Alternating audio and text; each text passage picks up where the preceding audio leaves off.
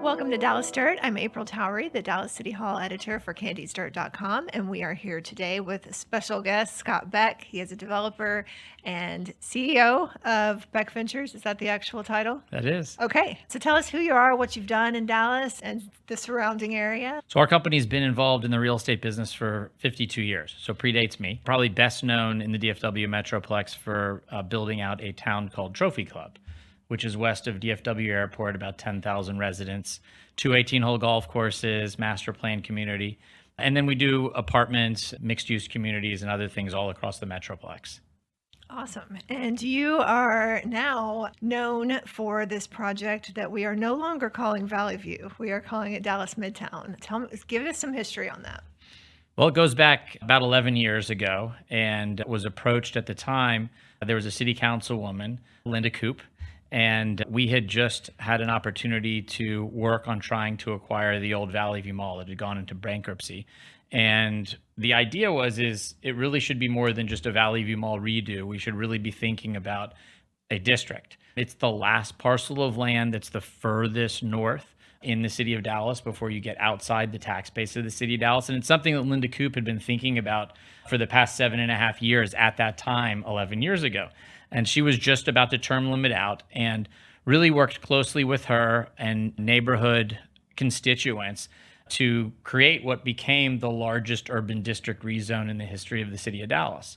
And so that property, not just where Valley View Mall is, which is effectively at the corner of Preston and 635, not only did that get rezoned, but everything from Preston Road to the toll road, and then from 635 to just north of Alpha Road. So it's 450 acres, and it was master planned. And that really was the impetus of what the city created a new zoning ordinance. So it took 22 different zoning classifications and 16 different PDs, including the PD, which was a mall, and collapsed that into one form-based zoning code called Midtown. Was the plan always for housing on that spot? Where Valley View is? Mm-hmm. No, I mean, the plan was for a mixed-use development. And that's what the PD that was put in place by Linda Coop is still in place today. So it's that same PD 887, or Plan Development 887, which is what is the guiding principle of the district. And because it's a form-based zoning code, it's not specific in the type of use that the buildings are, but the character of it, a walkable, mixed-use neighborhood, let's say not too dissimilar to Uptown or Victory. That's the type of density that this has been rezoned for. So we're talking about anywhere up to 30, 40-story buildings that can be built across the former Valley View Mall all the way to the west to where the Galleria is. And give you a sense of size, the tallest office buildings at the Galleria are 26 stories, right? So when you talk about something that's 35 or 40 stories, it's even taller.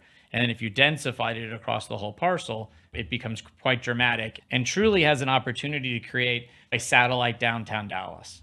We got the census. We know what's happening in the city of Dallas. We are losing population density in the city of Dallas, even though the DFW Metroplex is growing. 157,000 people in the DFW Metroplex. That's 400 new people a day. And the city of Dallas is actually shrinking.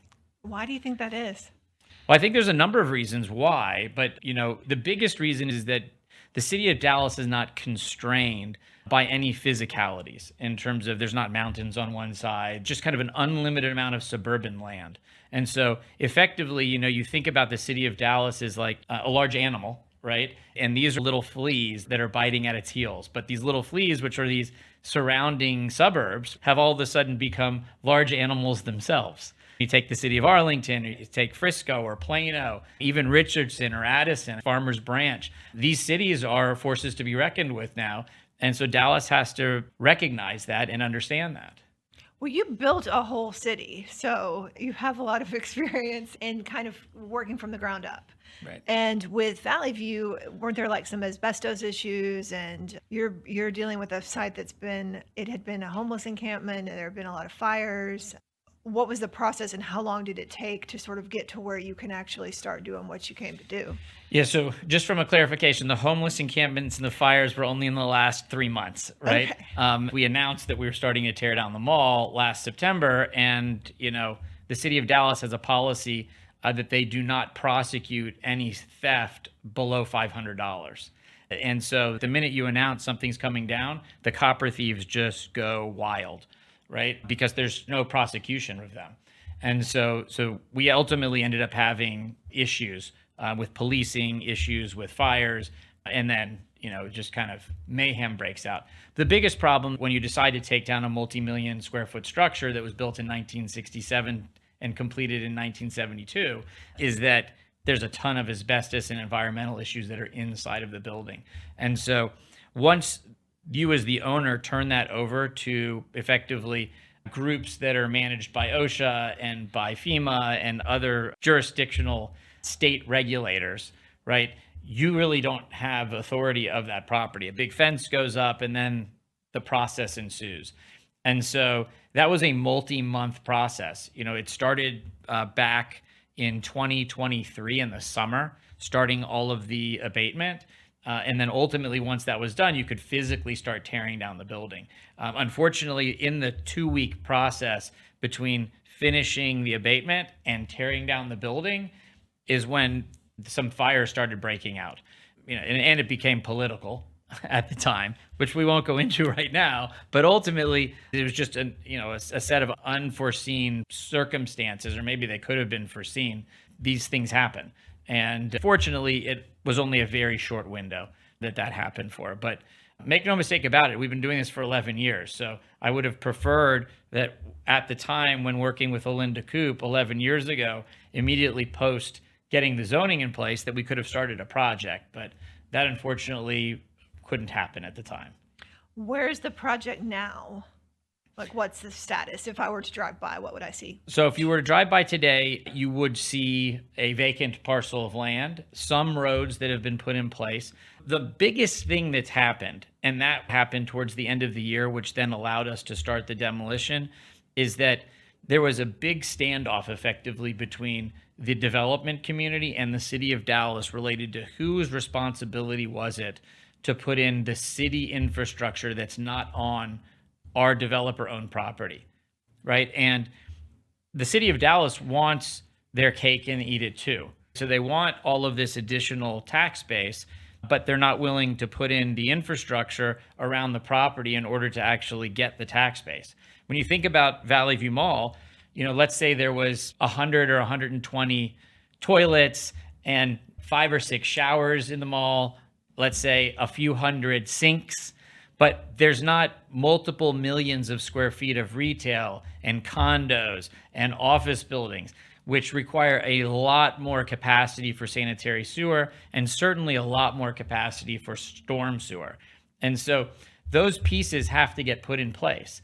And the biggest piece is when they built the 635 expansion, they put in they meaning Ferrovial, which was the Spanish developer, and the city of Dallas put in a new sanitary sewer line under 635 that basically extends from the Galleria, which is kind of the corner of Noel Road, which is on the east side of the Galleria, and 635 then goes under 635. And for those of your listeners that are in Dallas, they know right where Inwood Road is and where Jesuit is, the school. Right in front of Jesuit is where it connects, that sanitary sewer line. Problem is that that's on the far end of the district, right? That's on the west side of the district where this new planned development 887 district, the Midtown district starts, which is the Galleria, and then it goes all the way to Preston. Well, the question is how do you then drain all the sewer if you don't have an upgraded line that's in the 635 access road? Now, the 635 access road is controlled and owned by the municipality, right? Mm-hmm. It's the city of Dallas and TxDOT. Unfortunately, after Linda Coop, a city council person, came in place, a man by the name of Lee Kleinman, and he was dead set that it's not the city's responsibility to do city infrastructure. And so ultimately, after fighting for years, myself and a couple of the other developers decided, look, we're just going to put it in. So we put in a $10 million upgrade underneath the access road. And instead of it taking, the city, which would have taken, let's say, a year, it took us almost 3 years. Wow. Ultimately, when a private developer is doing a public project, there's a lot of back and forth. There's right of way, right? And so, the city has the right of eminent domain. They can get into those duct banks. We had to build a tunnel underneath the access road in order to put the new expanded sanitary sewer line in. This tunnel was so large you could stand in it. It would have made El Chapo proud. Nice. That's how big this tunnel was. So to answer your question specifically, the beauty is that all of this is now done. The sanitary sewer line is upgraded. That was completed in September of last year. The storm line going north is completed. The property is ready for development. All of the offsite infrastructure is in place, and some of the on-site roads are in place. So we can actually start building. And now it's just a matter of designing the plans and starting. And I want to ask you about what you're building there, but first, forgive my naivete here, but like, how does an elected official supersede the way that typical day-to-day sanitary sewer lines are installed? Do city council members typically intervene in these? Well, so normally the city council members intervene to the betterment or benefit of having development start. Okay. Right. In the city of Dallas, we have multiple city council representatives for multiple districts, right? And these districts are the size of large cities themselves. So, there's a couple 100,000 people just in the district that Lee Kleinman at the time and now Janie Schultz represents, right? And so each of our elected city council officials are really their own mayors of their own districts. And so it's really incumbent upon that city council representative to be the champion of what's going on in their own district. And to answer your question specifically, on your own property, you are correct. When it's time for us to build something on our direct property, we draw our plans, we put our permit together, we file our permit, and then there's a back and forth with staff. Unless you're asking for some new type of zoning, that is the standard protocol. But this isn't on our property. This is in the 635 access road, a half a mile away from our property. Right. And so you're now dealing with a whole different animal, right? This is Public Works. Public Works has their own timeline of things that they want to do. There's funding decisions that need to be made. There's allocation of funds. And so that's when your elected representative actually pulls the purse strings and makes the decisions. And so, Lee Kleinman was hell-bent on, if there's any help that the city is going to do anything, then that property needs to have affordable housing on it. And that was his MO. It's really the MO that has continued along the path of his successor, his handpicked successor, which is Janie Schultz. And really a lot of the council people are really in favor of having affordable housing. We have an entire company, Anthem Development, that builds workforce housing within the DFW Metroplex. So we do this work. It's just some projects, it makes sense to have them in, some projects it doesn't. And this happens to be one of them, certainly at the start, that doesn't make sense. Why? Well, the biggest reason is because we have a tremendous amount of workforce housing and affordable housing in this district already. Almost every apartment building that is just immediately north of Valley View Mall is affordable. It's only affordable because it's 1970s vintage, right? There's plenty of that stock already. The question is what is the appropriate project to start to bring new life into an area of an otherwise dead, now removed mall? And as a developer who's been doing this for 40 years and our company for 52 years, I don't think it starts with an affordable housing project. And certainly it doesn't start with, hey, if the city of Dallas will put in an $8.5 to $10 million sanitary sewer line, we're going to encumber all of the property with affordable housing, which is what the request was. Okay. And that was a hard no from you. Well, it's a hard no. Okay. I mean, it doesn't make sense. It's irresponsible from a developer perspective. It's irresponsible. Quite frankly, from a city perspective, it's irresponsible. And at the time, I was significantly disagreeing with Lee Kleinman. Look, when Linda Coop asked us to get involved with this project, and then we started to get involved, what we didn't want to happen was what happened to Prestonwood Mall. And for, again, those of your listeners who are listening to this podcast today, they'll understand that, especially if they lived anywhere near Addison at the corner of Beltline and the toll road, that entire area used to be Prestonwood Mall. And today, there are a bunch of big box retail and just open surface parking lots, right? That's what we got. We could have gotten something incredible. Quite frankly, something incredible happened in the old Sackwoods Village, which is where the Whole Foods is, and some of the other restaurants, and Mi Casina and the new AMC. That beautiful deal that Steve Lieberman, Alan Shore, and the Retail Connection put together with Lincoln Property Company, which is the name of the Lincoln Center that we're in today, right? That was a beautifully done project. It's how you take something that was failing, the old Sackowitz Village, and rethink it appropriately. What you don't want to do is tear down the Valley View Mall in the center of the population density of the city of Dallas, the last parcel of land where we can have a satellite downtown to be something that is a competitor to, let's say, Legacy West or the PGA or, things that are going on in Arlington, and change it from what it was into just a bunch of affordable housing. Like that makes no sense to me. I live in Dallas. I pay taxes in the city of Dallas. And so to me, it's really important to not let it go that way. And so fortunately, we've had the opportunity for the past 11 years to make sure that didn't happen. I want to talk to you about the branding of this area. It's been called Valley View. It's been called, you're calling it Midtown. Janie Schultz, the council member for District 11, is calling it the International District.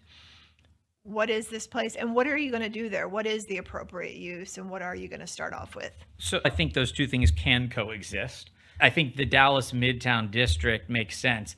That was what Linda Koop called it. She called it Midtown. The Plan Development Ordinance called it Midtown at the time, right? And so I'd love to take credit for coming up with the name. I didn't actually come up with the name. But I do think it's an appropriate name because it's the center of the population density of the city of Dallas. To me, Midtown makes sense because it's a geographical location. International District, depending on who's listening, like if you're a far-right Republican, you might think something very different than if you're a far-left liberal, what the International District means to you. To me, it should be a place of commonality. And so when you see of these different projects all across the country, they usually don't take on some kind of a political connotation. And so I just don't agree with the connotation that it's the International District, because that means something maybe different to me than it would mean to others, good, bad, or indifferent, right? And so at the end of the day, the city council person who's in place right now, Janie Schultz, renamed the PD the International District. Now, the people that own property in the district, as well as us who own the old Valley View Mall, we have not changed the name of our project. So our project is effectively the 100 acres of land that used to be the Valley View Mall, and that project will continue to be called Dallas Midtown.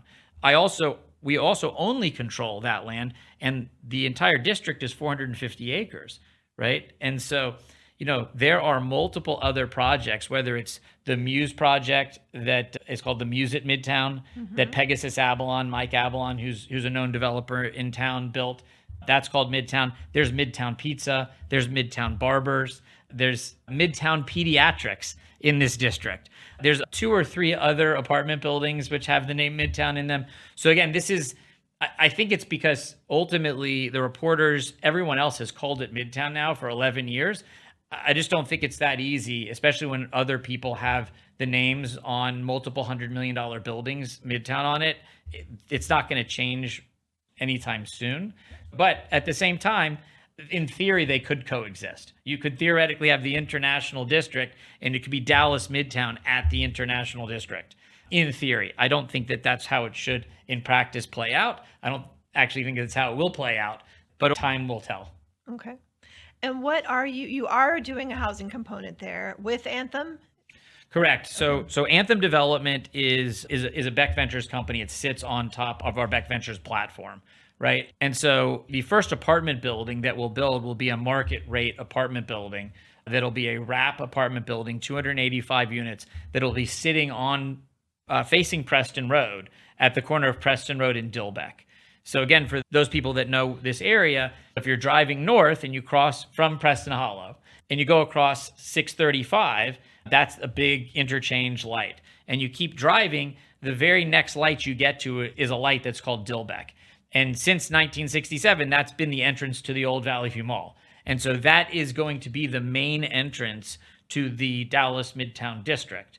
And so the best way to think about it as you come in on that street, for those that have gone to Legacy West, Shops at Legacy, that kind of a boulevard feel, that is what you'll feel as you come into that street. A very walkable, pedestrian-oriented street, large sidewalks, large cafes, restaurants, shops.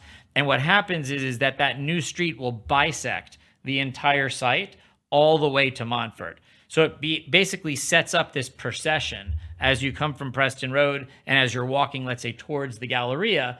As you come down that street, the last thing you come to before you come to Montfort is a large open space park, which is actually will be almost 3.5 times the size of Clyde Warren. And that will be the central feature that not me, but the city of Dallas designed as part of the master plan of the overall district. And so there's lots of pieces and parts that are substantially more than just us as one developer in the district. So what is market rate these days? Do you look at that in terms of how much a square foot it takes you to build a unit, or how much, what the rent looks like, or? That's a great question. So first of all, market rate is defined as what are people charging for market apartments in the district, right? So right now that equates to around $2.43 a foot. And then when you talk about affordable housing, normally this federal statute and most of the state statutes are 80% of average median income. And that's a statistic also that's put out from a census perspective, I think every 3 years. And so, but there's an average of what the average median income is of a certain census. And then effectively, you're supposed to take that average median income. And again, I don't know exactly what the percentage is, but I think it's something like 20% of that number is what you're supposed to be paying for your annual rent. And so you divide that number by 12, and then that should be what you pay for, let's say, a one-bedroom apartment. And so if the city or the municipality or the state or the federal government require you to do, let's say, a 20% set aside of your apartments in your space at 80% of AMI, right, or 20% or whatever, that's where you get that number from.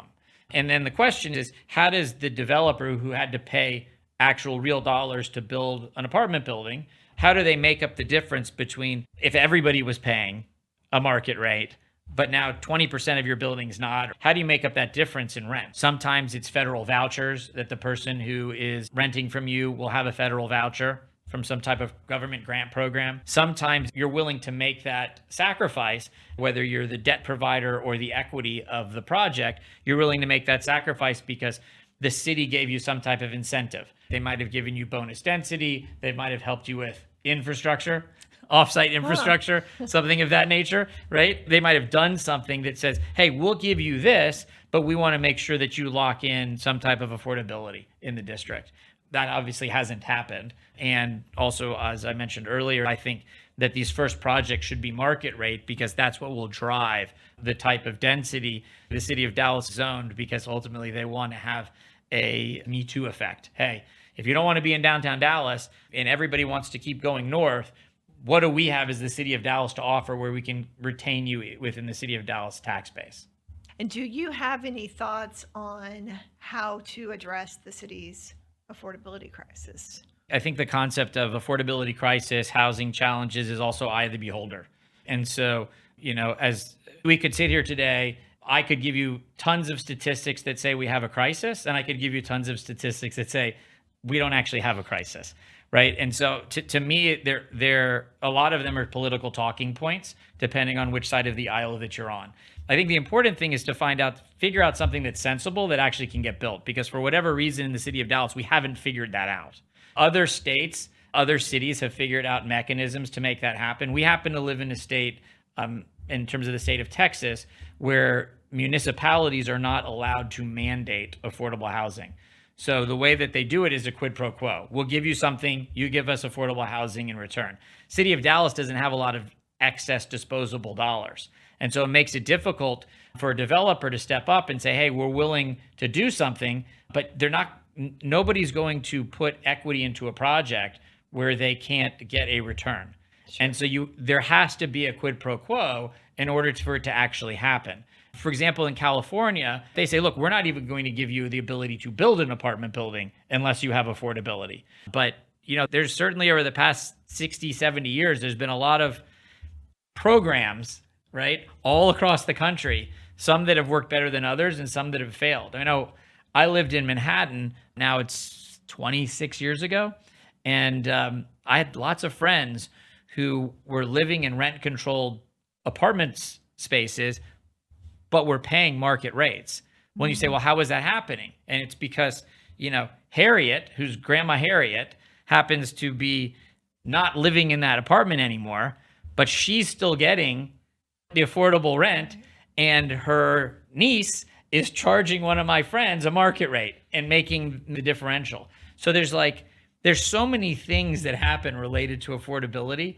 I'll tell you one of the policies that was really messed up in the city of Dallas when Lee Kleiman was asking us to put a blanket over our property with this affordable housing. The city of Dallas' current policy is that if you take any city incentives, there's a 20% affordable housing set aside for all residential. Well, you tell me how that works in a for sale condo project. So, the policy that the city of Dallas has in place, if you take any incentives and you're building a condo project, that would mean that I would build a condo for $2 million, let's say. That's the cost, right? And let's say you're turning around and you're selling it for $2.5 or $3 million, right? 20% of the units would have to be affordable. You'd have to sell that for $200,000. Well, you already know the market is $2.5 to $3 million. So does that mean that we'd sell something to somebody for $200,000 and they immediately then turn around and sell it for a multi-million-dollar profit? Like, just the construct didn't make sense in terms of how things were set up. Nor does it make sense unless someone's actually paying for that cost. Certainly the developer's not going to just simply pay for that cost, because equity dollars and debt dollars are fungible, right? These are large institutions that are putting money into transactions. If they can put money into transaction A in a different city, a different state, a different neighboring city that doesn't have those qualifications, and they can make a higher return somewhere else, wouldn't they go do that as opposed to doing our project, right? Money is fungible. And so, we have to be mindful of that when we set policies in the city of Dallas. This is fascinating. Thank you so much for being here. That is it for this episode of Dallas Dirt. We will be back next week with more. Thank you, Scott Beck. Thanks for having me.